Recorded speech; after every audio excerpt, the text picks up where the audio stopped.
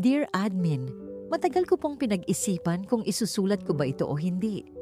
Hindi po kasi ako sanay magkwento ng problema namin sa ibang tao. Sa totoo lang, buong buhay ko sanay akong kimkimin na lang ang lahat at maniwala na darating din ang araw na aangat kami basta tuloy lang sa trabaho at hindi sumusuko.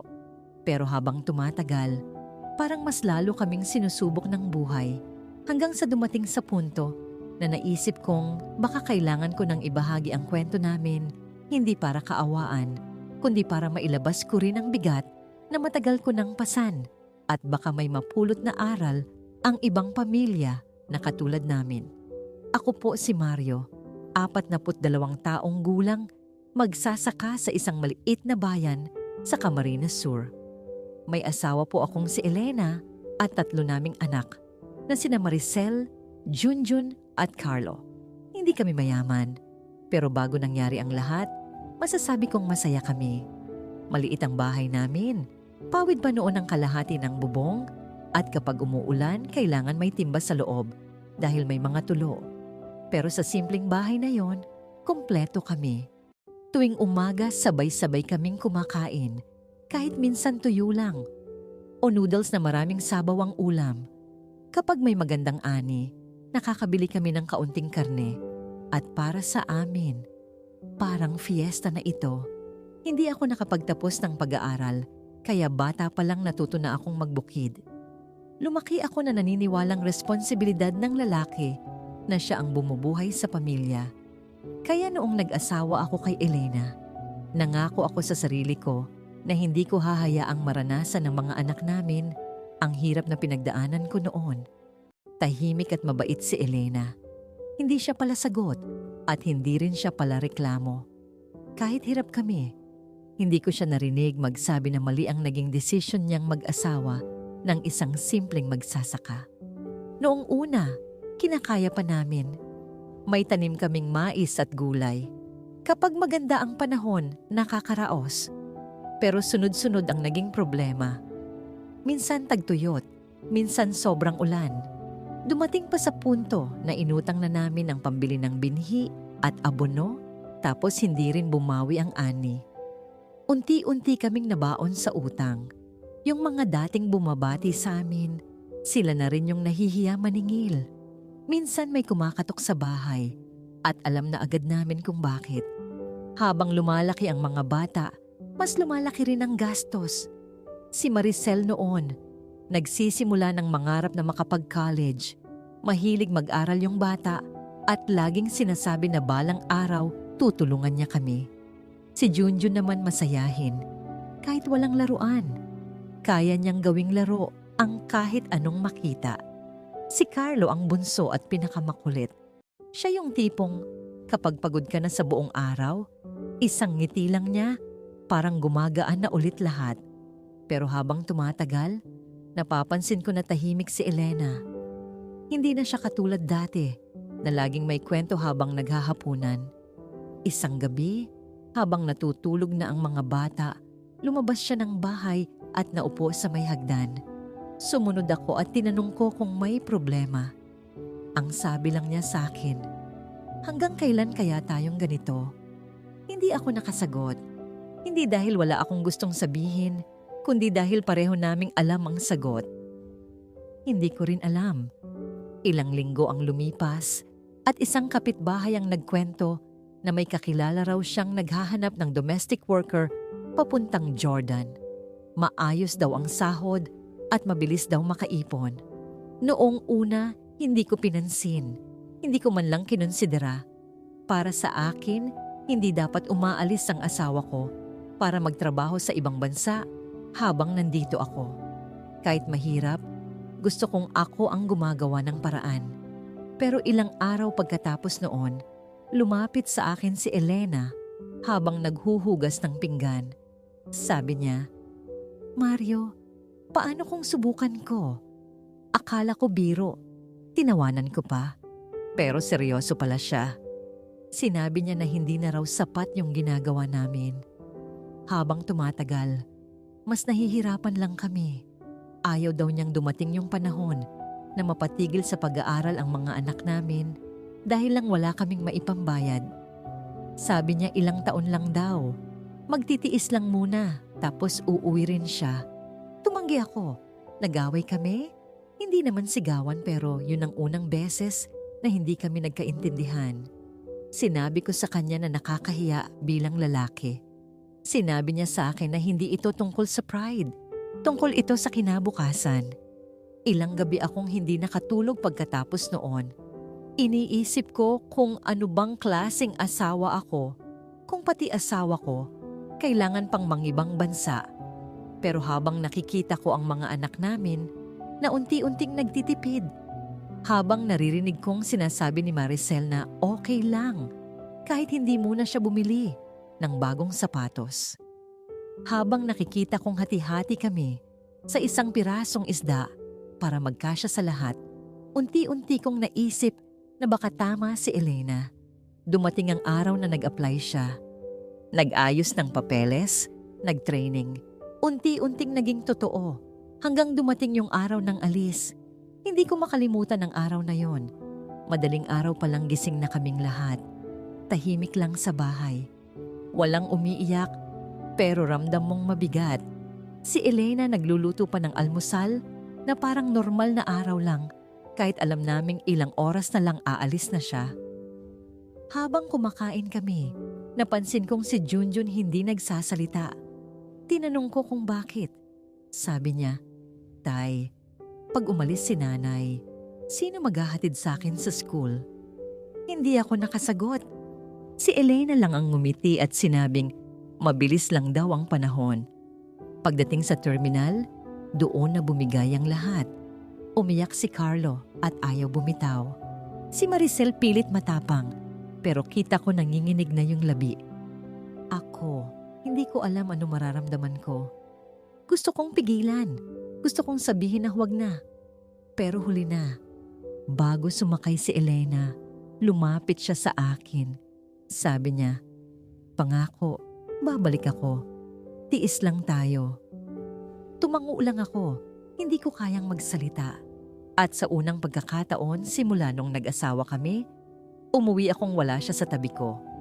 Pagdating sa bahay sobrang tahimik. Yung mga gamit niya nandun pa. Yung tsinelas niya nasa pinto. Yung baso niya nasa lamesa. Pero wala na siya. Lumipas ang ilang araw at dumating ang unang tawag niya mula sa Jordan. Nagsisiksikan kaming lahat sa lumang cellphone. Masaya ang boses niya. Sabi niya maayos daw ang trabaho. Mababait daw ang amo. Magtiis lang daw kami. Dahil pag sumweldo siya, unahin daw naming bayaran ng utang at ibalik sa pag-aaral ang mga pangarap ng mga bata. Noong gabing iyon, matagal akong nakatulala sa labas ng bahay. Sa unang pagkakataon matapos ang mahabang panahon, nakaramdam ako ng pag-asa. Akala ko noon, iyon na ang simula ng pagbangon ng pamilya namin. Hindi ko alam na yun pala ang simula ng pinakamabigat na pagsubok na darating sa buhay namin. Admin. Pagkatapos umalis ni Elena papuntang Jordan, nagsimula ang bagong takbo ng buhay namin.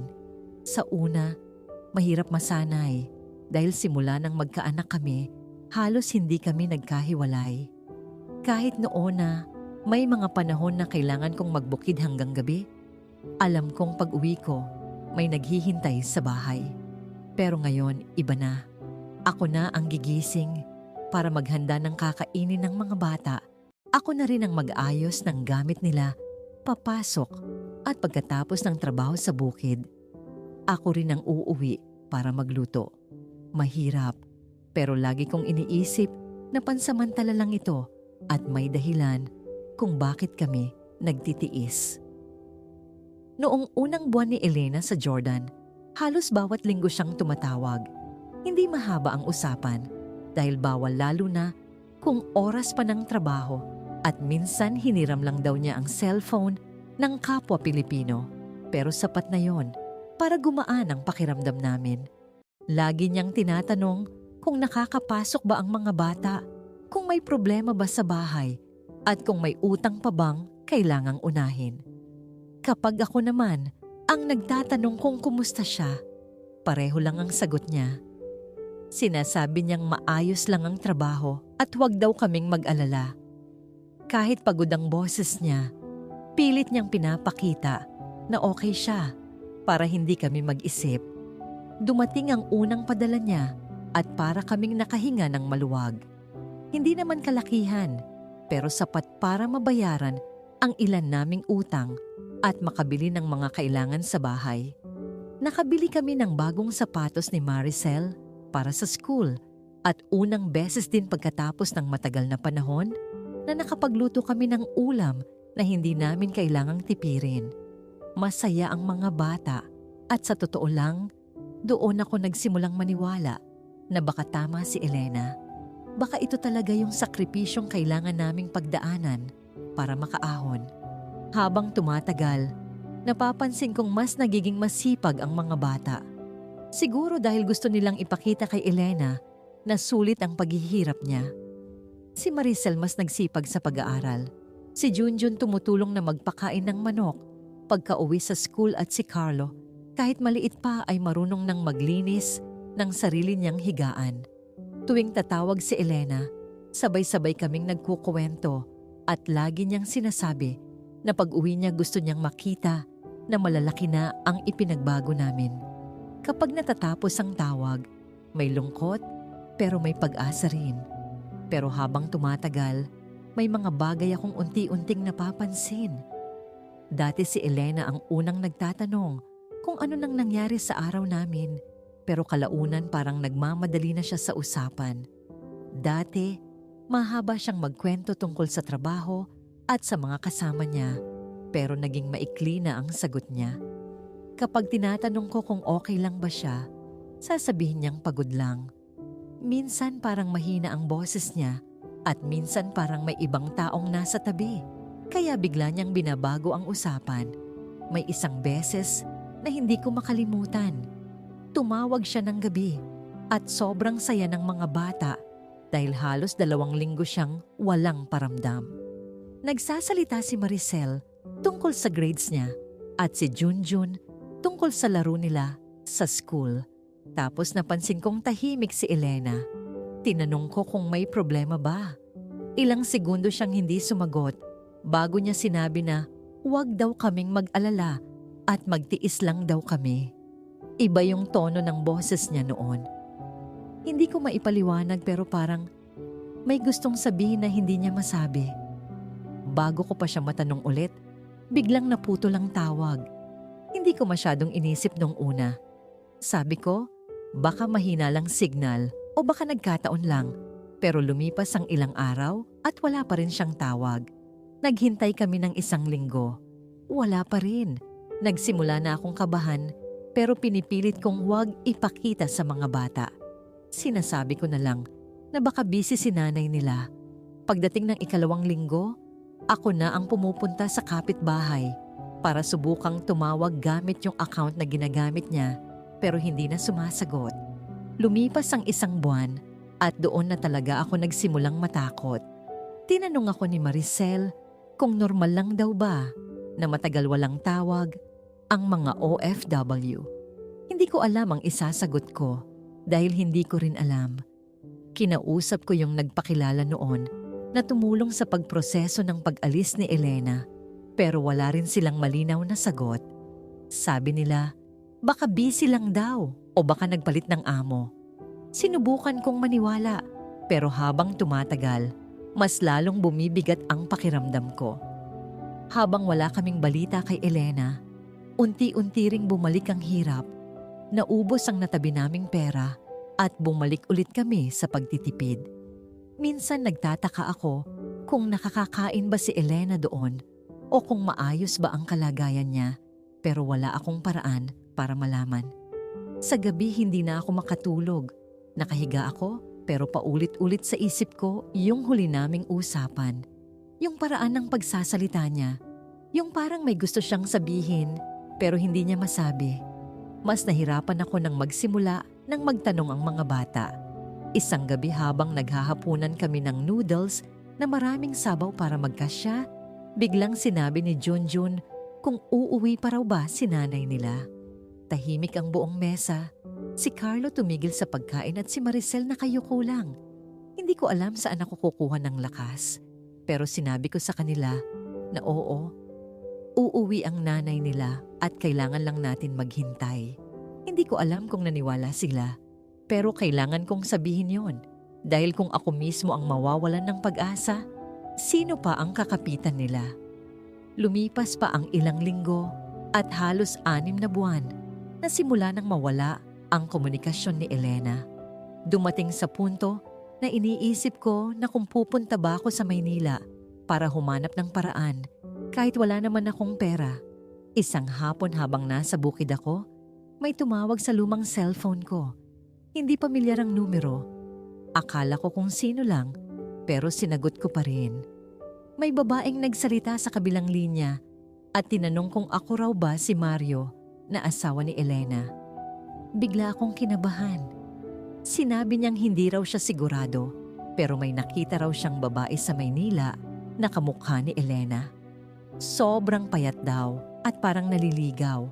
Hindi raw niya sana papansinin, pero paulit-ulit daw sinasabi ng babae ang pangalan ng mga anak niya.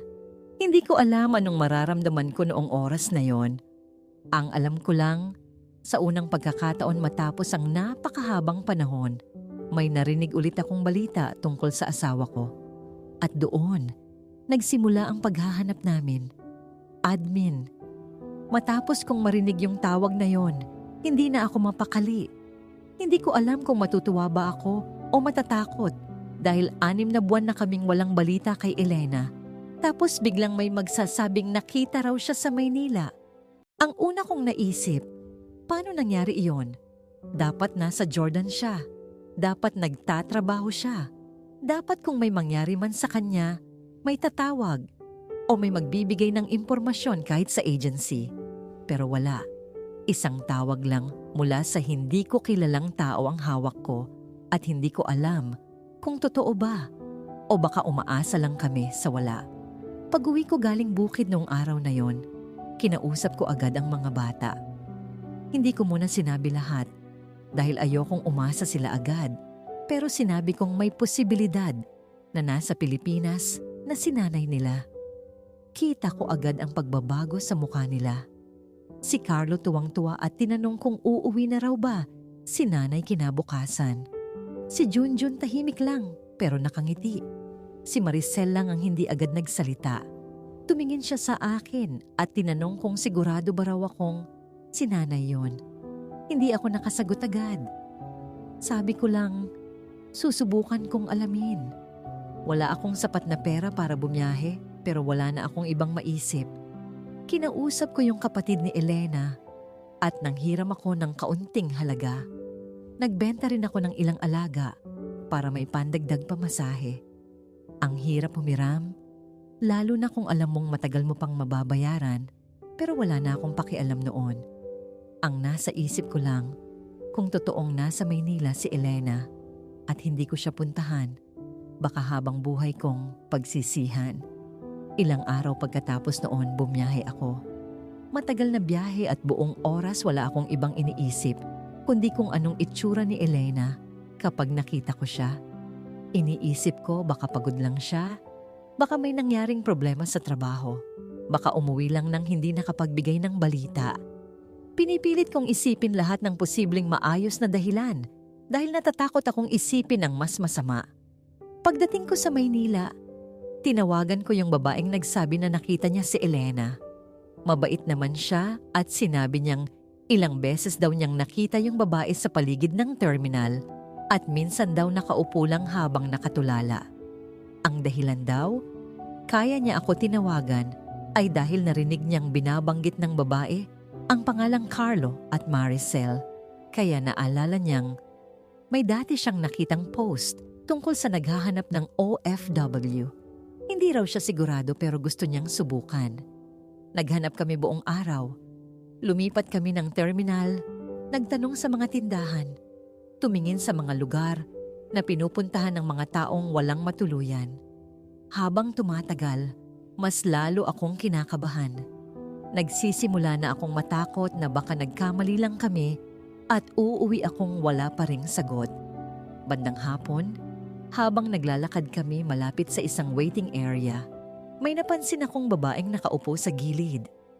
Payat siya, gusot ang buhok at nakayuko lang. Hindi ko agad pinansin. Pero habang lumalapit kami, bigla akong natigilan. Kilala ko yung balikat. Kilala ko yung paraan ng pag-upo. Hindi ko maipaliwanag, pero parang may nagsabi sa akin na siya yun. Dahan-dahan akong lumapit. Tinawag ko ang pangalan niya, Elena. Hindi siya tumingin. Lumapit pa ako, Elena. Doon siya dahan-dahang lumingon. Admin, hindi ko maipaliwanag yung naramdaman ko noong sandaling yon. Kamukha niya si Elena pero parang hindi ko siya kilala. Ang payat niya, parang matagal na hindi maayos ang tulog at may tingin siyang parang laging may kinakatakutan. Nung nakita niya ako, hindi siya ngumiti. Hindi rin siya umiyak. Tinitigan niya lang ako na parang iniisip kung sino ako. Lumuhod ako sa harap niya at sinabi kong ako ito. Si Mario. Tahimik lang siya. Tinanong ko kung anong nangyari. Tahimik pa rin. Hanggang sa maya-maya bigla siyang nagsalita pero hindi yung inaasahan ko. Sabi niya, "Nakauwi na ba yung mga bata?" Natigilan ako. Sabi ko, "Oo." Tapos sinabi niya, "Kailangan kong bumalik, baka magalit sila." Hindi ko maintindihan yung sinasabi niya. Paulit-ulit niyang sinasabi na kailangan niyang bumalik sa trabaho at bawal daw siyang makita. Tapos, maya-maya bigla siyang tumingin sa paligid na parang may hinahanap at biglang nagsimulang matakot. Hinawakan niya braso ko at pabulong na sinabi na huwag ko raw siyang iiwan dahil baka sunduin siya. Doon ako tuluyang kinabahan. Unti-unti ko siyang kinausap hanggang sa medyo kumalma siya. Habang kausap ko siya, paisa-isang lumalabas ang mga piraso ng kwento pero hindi buo. Sabi niya nahirapan daw siya sa trabaho. Madalas daw siyang pagalitan at bihira makausap ang pamilya. Dumating daw sa punto na nagkaproblema sa papeles at ilang beses siyang inilipat-lipat. Hindi ko na siya masyadong pinilit magsalita dahil halatang hirap siya. Kapag may naaalala siya, bigla siyang natatahimik o kaya biglang nalilito. Ang mas masakit, nang tanungin ko siya kung kilala niya ako, tumingin lang siya sa akin at ilang segundo bago niya sinabing parang pamilyar daw ako. Parang may bumagsak sa dibdib ko nung marinig ko yun. Yung babaeng ilang taon kong kasama. Yung taong nangarap kasama ko para sa mga anak namin. Kaharap ko na pero parang wala na sa sarili. Hindi ko na tinanong pa kung paano siya nakauwi o bakit walang tumulong sa kanya. Ang nasa isip ko na lang noon ay maiuwi siya ng ligtas. Tinawagan ko ang pamilya at sinabi kong nakita ko na si Elena. Umiyak si Carlos sa kabilang linya. Si Junjun paulit-ulit nagtatanong kung kailan kami uuwi. Si Maricel tahimik lang. Tapos sinabi niyang ingatan ko raw si nanay. Kinabukasan umuwi kami. Buong biyahe tahimik si Elena. Minsan nakatingin lang sa bintana. Minsan nakapikit. Umiiyak. May mga oras na tinatanong niya kung nasa Jordan pa rin daw ba siya. May mga oras din na tinatanong niya kung bakit hindi pa siya nakakauwi sa mga bata. Kahit katabi lang naman niya ako. Pagdating namin sa bahay, sinalubong kami ng mga anak namin. Tumakbo si Carlo at niyakap si Elena. Si Junjun umiiyak habang nakatayo lang. Si Maricel lumapit at humawak sa kamay ng nanay niya. Pero imbes na yakapin sila pabalik, tumingin si Elena sa kanila at mahina niyang tinanong kung sino raw sila. Admin, doon ko unang naramdaman na kahit na ibalik na sa amin si Elena, baka hindi na siya yung parehong Elena na umalis na punong-puno ng pangarap sa mga anak niya. Admin, nung una akala ko kapag naiuwi ko na si Elena, unti-unti na ring babalik sa dati ang lahat.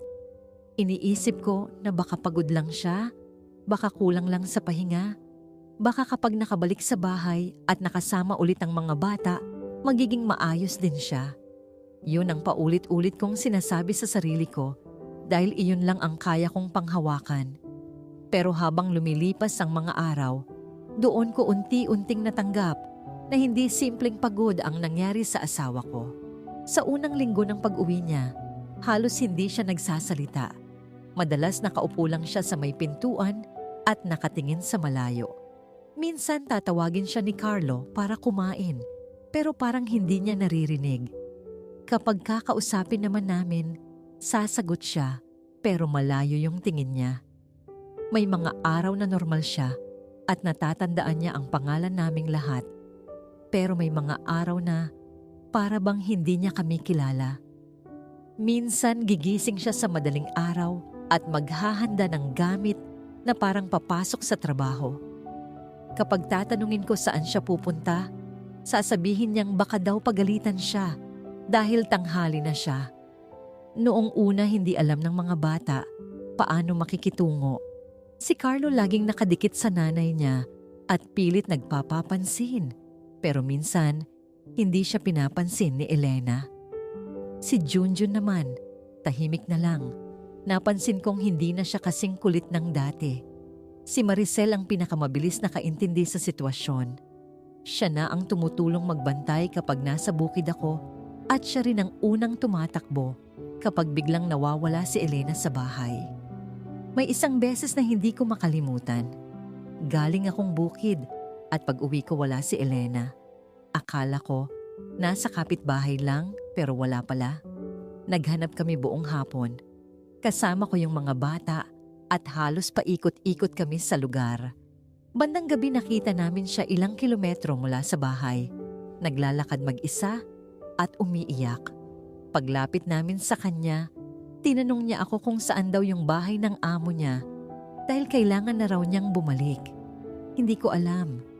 Paano ko ipapaliwanag sa kanya na wala na siya sa Jordan at nasa bahay na siya? Noong gabing iyon, hindi ko na napigilang umiyak ng palihim habang tulog ang mga bata. Naghanap ako ng paraan para mapatingnan siya. Nanghiram ulit ako ng pera at dinala namin siya sa doktor sa bayan. May mga gamot na nireseta pero hindi rin namin kayang ituloy ng matagal dahil mahal. May mga pagkakataon na parang gumagaan ang pakiramdam niya pero may mga araw na mas lumalala. Habang tumatagal, nauubos din yung konting naipon namin. Yung mga alagang binenta ko para hanapin siya sa Maynila, hindi na namin naibalik.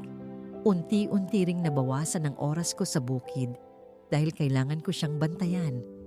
Sa gitna ng lahat ng yon, hindi ko napansin na unti-unti na rin pala kaming napapagod. Hindi dahil ayaw naming alagaan si Elena, kundi dahil hindi namin alam paano.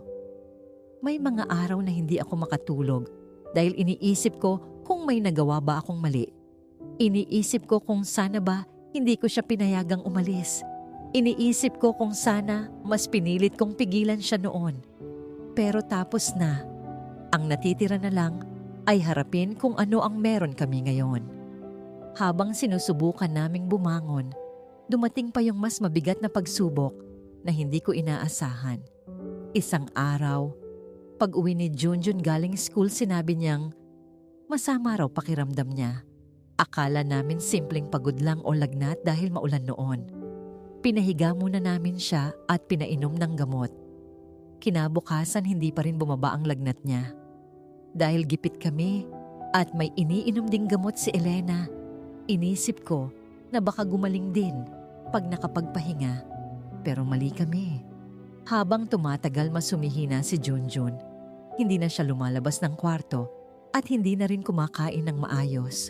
Si Maricel nag-aalaga habang ako naghahanap ng paraan para may maipangpatingin. Si Elena naman minsan nakaupo lang sa tabi niya pero hindi ko alam kung naiintindihan ba niya ang nangyayari. May isang gabi na hindi ko makakalimutan. Tahimik lang ang bahay at nasa tabi ko si Junjun. Mahina na boses niya. Tumingin siya sa akin at tinanong kung gagaling daw ba si nanay kapag lumaki na siya at nagtrabaho. Hindi ko alam kung saan ko kinuha yung lakas. Parang ngumiti at sabihing oo. Tapos sinabi niya na gusto niya raw pag gumaling si nanay, sabay-sabay ulit kaming kakain gaya ng dati. Hindi ko alam na yun na pala yung isa sa huli naming pag-uusap. Pagkalipas ng ilang araw, lumala ang kalagayan niya. Dinala namin, pero huli na. Admin, hanggang ngayon hindi ko kayang ikwento ng detalyado yung araw na nawala si Junjun. Pakiramdam ko may parte ng buhay ko na naiwan doon. Ang hirap ipaliwanag sa isang magulang kung gaano kasakit mawalan ng anak. Lalo na kapag alam mong ginawa mo ang lahat, pero hindi pa rin naging sapat. Pinakamasakit sa lahat, parang hindi lubos na naintindihan ni Elena ang nangyari. May mga araw na hinahanap niya si Junjun at tinatanong kung bakit hindi na pumapasok sa school.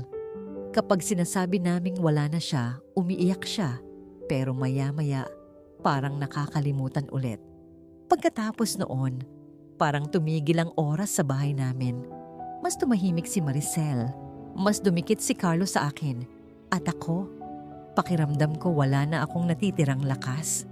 Isang gabi habang tulog silang lahat, naupo ako sa labas ng bahay at binasa ulit yung mga lumang mensahe ni Elena noong nasa Jordan pa siya. Doon ko naisip na buong panahon pala, tahimik naming nilalaban ang lahat at wala ni isa sa labas ang nakakaalam. At doon ko unang naisip, paano kung ikwento ko na lang ang nangyari sa amin? Hindi para humingi ng awa, kundi dahil baka pagod na rin akong buhatin mag-isa. Admin, noong gabing naisip kong ikwento ang nangyari sa amin, hindi ko agad ginawa. Ilang araw ko yung pinag-isipan. Ilang beses akong gumawa ng post, tapos buburahin ko rin. Hindi kasi ako sanay maglabas ng problema. Lumaki ako na tinuruan na ang hirap dapat tahimik na nilalaban at ang tulong hindi hinihingi. Pero habang tinitingnan ko si Elena na nakatulala sa isang sulok ng bahay at habang naririnig ko si Carlo na nagtatanong kung kailan ulit magiging okay si nanay nila, doon ko naisip na baka hindi na ito tungkol sa pride. Hindi na ito tungkol sa akin. Kailangan ko nang tanggapin na hindi namin kayang dalhin mag-isa ang lahat. Isang gabi, natulog na ang mga bata at tahimik na ang bahay. Hiniram ko yung lumang cellphone ni Maricel at gumawa ako ng mahabang post sa Facebook. Hindi ako marunong gumawa ng mga nakakaiyak na caption. Hindi rin ako humingi ng pera. Ang ginawa ko lang ay ikinuwento ko ang buhay namin mula noong bago umalis si Elena hanggang sa pag-uwi niya. Isinulat ko kung paano siya nagsakripisyo para sa pamilya, kung paano siya nawala ng ilang buwan, kung paano namin siya nahanap at kung paano siya umuwi na parang may bahagi ng sarili niyang naiwan sa ibang bansa. Isinulat ko rin na nawalan kami ng anak habang sinusubukan naming buuin ulit ang pamilya namin. Sa dulo ng post, ang sabi ko lang, kung may makakabasa nito, sana ipagdasal niyo ang pamilya namin. Pagkatapos kong i-post, natulog ako. Hindi ko inaasahan ng kahit ano. Kinabukasan maaga akong nagising para magbukid. Pagbukas ko ng cellphone, nagtaka ako bakit sunod-sunod ang tunog ng notifications. Akala ko may sira lang. Pero pagtingin ko, daan-daan na pala ang shares at may mga mensahe mula sa mga hindi ko kilala. May mga taong nagsasabing umiiyak sila habang binabasa ang kwento namin. May mga OFW na nagsasabing nakita nila sarili nila kay Elena. May mga magulang na nagsabing naiintindihan nila ang pakiramdam ng mawalan ng anak. May ilan ding nagsabi na gusto nilang tumulong.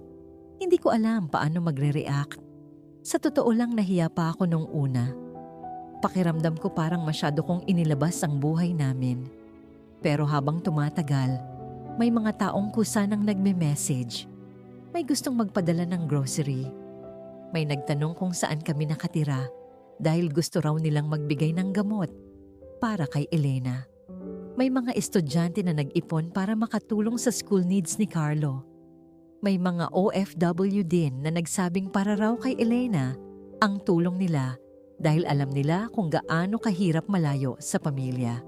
Hindi ko makalimutan yung isang matandang babae na nag-message.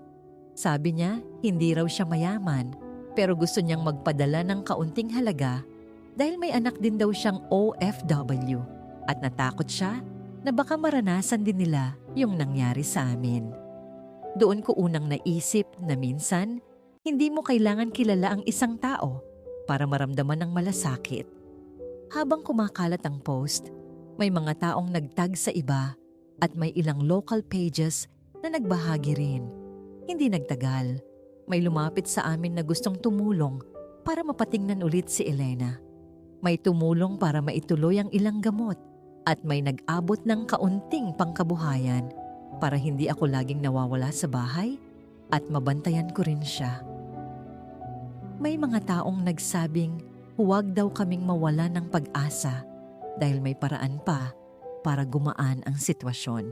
Hindi naging instant ang pagbabago. Hindi kami biglang yumaman at hindi rin biglang gumaling si Elena. Ayokong palabasin na parang isang post lang tapos naging maayos na lahat dahil hindi ganun ang totoong buhay. Pero sa unang pagkakataon, matapos ang napakahabang panahon, naramdaman naming hindi pala kami nag-iisa. Unti-unti naming inayos ang bahay. Hindi man bago, pero mas naging maayos at mas komportable para kay Elena. Nakabili kami ng ilang alaga ulit para may pagkakakitaan habang nasa bahay lang ako. Si Maricel nagkaroon ng lakas ng loob na ipagpatuloy ang pag-aaral. Si Carlo mas madalas nang ngumiti. At si Elena, kahit hindi bumalik sa dati, may mga araw na mas maayos siya. May isang hapon na hindi ko malilimutan. Nakaupo kami sa labas ng bahay at tahimik lang. Tapos biglang tumingin si Elena sa akin. Hindi siya nalilito. Hindi rin siya mukhang takot. Tumingin siya sa akin at tinanong niya kung kumain na raw ba ang mga bata. Saglit akong natigilan kasi matagal na niyang hindi tinatanong iyon. Tumango ako at ngumiti siya ng kaunti. Pagkatapos ng ilang minuto, tahimik niyang sinabi ang pangalan ko. Admin. Baka sa ibang tao maliit na bagay lang yon, pero para sa akin parang may maliit na bahagi ng asawa ko na bumalik. Hindi naging perpekto ang ending namin. Hanggang ngayon may mga araw na nalilito pa rin si Elena. Hanggang ngayon may mga gabi na tahimik pa rin ang bahay dahil naaalala namin si Junjun. Hanggang ngayon, nagtatrabaho pa rin ako at may mga araw na mahirap pa rin. Pero iba na ang pakiramdam dahil natuto kaming tanggapin na hindi kahinaan ang humingi ng tulong. Kaya ako nagsulat nito hindi para humingi ng awa at hindi rin para sisihin ang pag-a-abroad. Maraming pamilya ang natutulungan nito at marami ring pangarap ang natutupad dahil dito. Pero sana maging paalala rin ang kwento namin na ang totoong halaga ng pag-alis ay hindi lang pera. Minsan may mga laban na hindi nakikita ng pamilya sa Pilipinas at may mga sugat na hindi nakikita pag-uwi. Kung may natutunan man ako sa lahat ng nangyari, ito siguro yun. Hindi lahat ng umuuwi galing ibang bansa ay may dalang tagumpay. May ilan na umuuwi na pagod, sugatan at naghihintay lang na may yumakap at magsabing sapat na, nandito na kami. At kung may isa akong gustong ipagpasalamat sa lahat ng nangyari, yun ay kahit ilang beses kaming bumagsak bilang pamilya, hindi namin piniling iwan ang isa't isa at hindi kami tumigil magdasal at humingi ng tulong sa Panginoon. Maraming salamat po, mga kabayan. Hindi ko alam kung ilan sa inyo ang nakarelate sa kwento ni Mario at Elena. Pero habang pinapakinggan natin ang kanilang pinagdaanan, isang bagay ang malinaw. Hindi lahat ng sakripisyo ay nakikita at hindi lahat ng sugat ay nasa labas. Maraming OFW ang umaalis, hindi dahil gusto nilang iwan ang pamilya nila, kundi dahil gusto nilang bigyan ng mas magandang buhay ang mga mahal nila sa buhay. Pero minsan, habang abala tayong bilangin ang perang ipinapadala, hindi natin nakikita yung pagod, lungkot, takot, at mga laban na tahimik nilang dinadala sa malayo. At sa kabila ng lahat ng nangyari sa pamilya ni Mario at Elena, pagkakahiwalay, pagkawala, pagod, sakit, at matinding pagsubok, pinili pa rin nilang hindi iwan ang isa't isa. Kung umabot ka hanggang dito mga kabayan, gusto kong malaman, saan bansa mo pinapanood ang video na ito? I-comment mo sa baba ang bansang kinaroroonan mo at kamusta ka diyan. Baka may mga kapwa OFW tayo dito na gustong mag-iwan ng mensahe o dasal para sa isa't isa. Binabasa namin ang comments ninyo. At bago ka umalis, huwag mong palampasin ang susunod naming kwento. Pinay sa UK na depressed. Isang kwento ng pangungulila, tahimik na laban sa ibang bansa, at desisyong nagpabago sa buong buhay niya. Maraming salamat sa pananatili hanggang sa dulo ng kwentong ito. Kung may kwento rin kayong gustong ilabas, mga liham ng sakripisyo, pangungulila, tagumpay, o pagkatalo bilang OFW, bukas ang channel na ito para sa inyo. Pwede kayong magpadala ng inyong kwento at igagalang namin ang inyong pagkakakilanlan. Thanks for watching and we'll see you in the next video.